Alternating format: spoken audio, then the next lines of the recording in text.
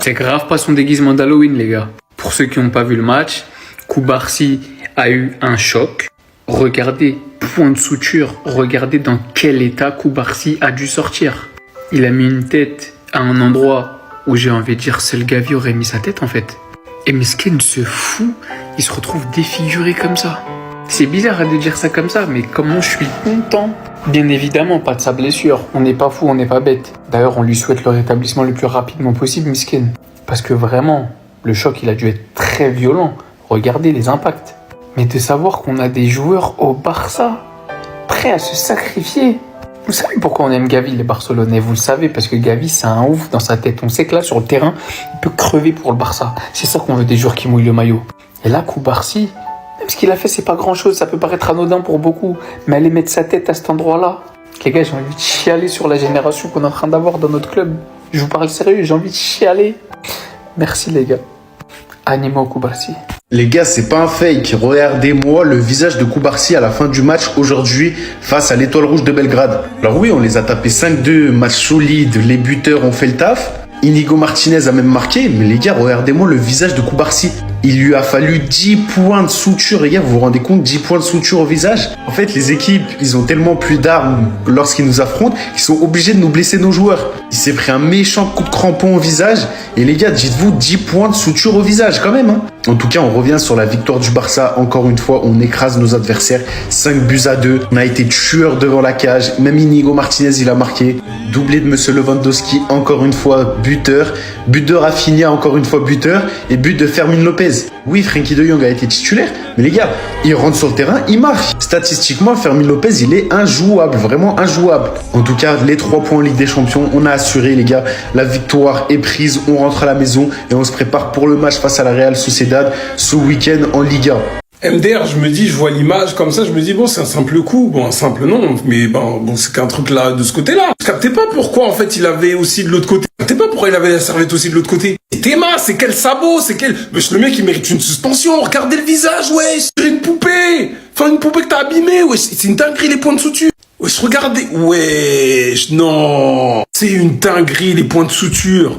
Non, Koubarsi, chapeau. Je captais pas pourquoi Dominguez était rentré alors que pour moi c'était juste un simple coup. Ben non, en fait, je sais pas, je vais aller revoir parce que moi j'ai pas bien vu. En plus, je regardais ça sur Telegram. Alors, en plus, avec la caméra de loin là, dans leur stade, c'est chaud. Mais tu reviendras avec sûrement un masque comme ça.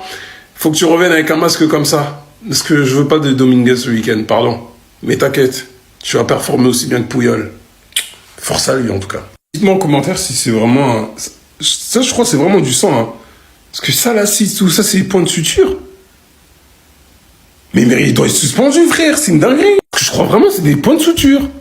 Non, Koubarsi, t'es un bonhomme. Actuellement, c'est le meilleur joueur du monde. Il y a personne qui va rien dire, il y a personne qui va rien faire. Rafinha est le meilleur joueur du monde actuellement sur le début de saison. Devant Vinicius, devant Mbappé, devant Haaland, devant qui tu veux. Il y a personne footballistiquement parlant de août jusqu'à novembre qui fait le meilleur début de saison que Rafinha. D'ailleurs, tu le vois toi-même, regarde, aucun joueur n'est impliqué dans plus de buts en Ligue des Champions cette saison que Rafinha. Ses statistiques depuis début octobre, toutes compétitions confondues, sont insolentes. Regardez-moi ça, les gars. Bayern, Real Madrid, Alaves, Séville, qui tu veux, ramène qui tu veux, il est trop chaud. 16 matchs, 12 buts, 11 passes décisives. Qu'est-ce que tu vas dire encore?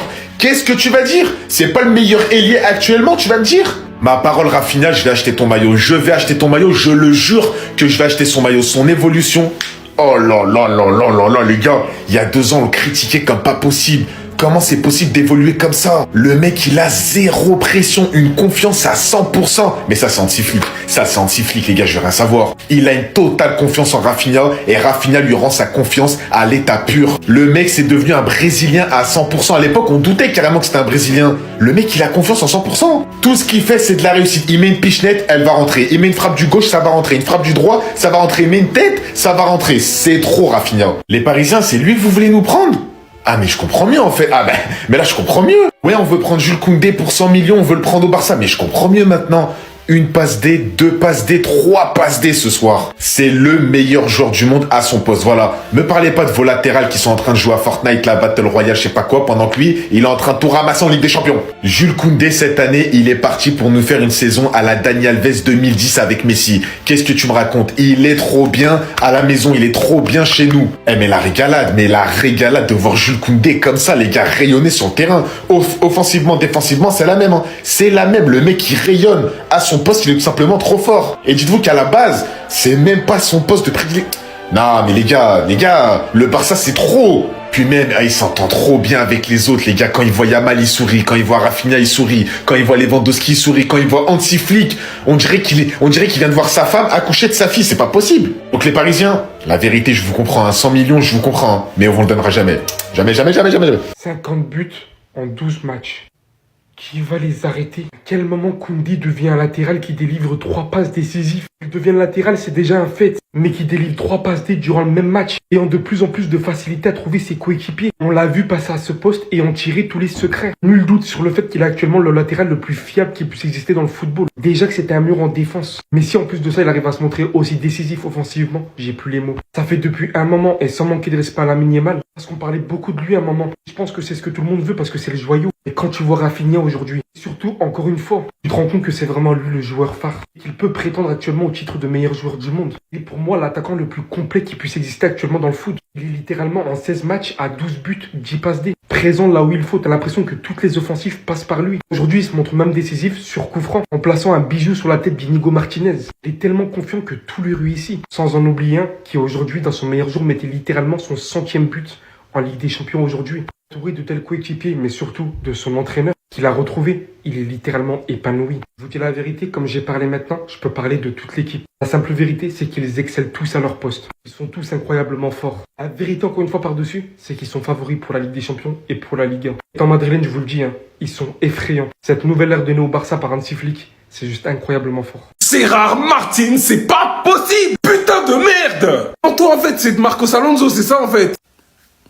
Ouais, c'est bien ça. C'est quel infiltré? Wesh! Vous aviez des doutes sur la Masia s'il mangeait des trucs normaux ou pas? Vous avez des doutes. Il y a des hommes normaux qui existent là-bas à la Masia. Bref, à la mi-temps, il y a 2-1. On marque assez tôt, d'accord. Inigo qui confirme son bon début de saison, hein, on est habitué. Voilà, deuxième but, je crois, en Ligue des Champions. Et tu constates quoi? Que malgré le sérieux du Barça, malgré la concentration du Barça, ben, il y a un problème au milieu. Il y a un problème au niveau du pressing.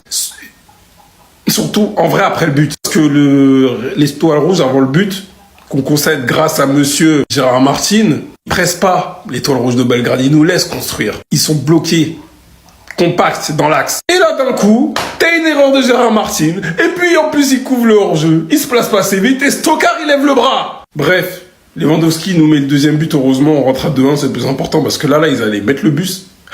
On n'était pas prêts. Donc, Lamine Yamal à l'origine du but aussi, du deuxième but. Lewandowski opportuniste. Rafinha aussi, décisif, entre guillemets, même s'il est malchanceux sur cette première mi-temps. Reprenez-vous en deuxième mi-temps. Et coach, fais-moi rentrer au mot là.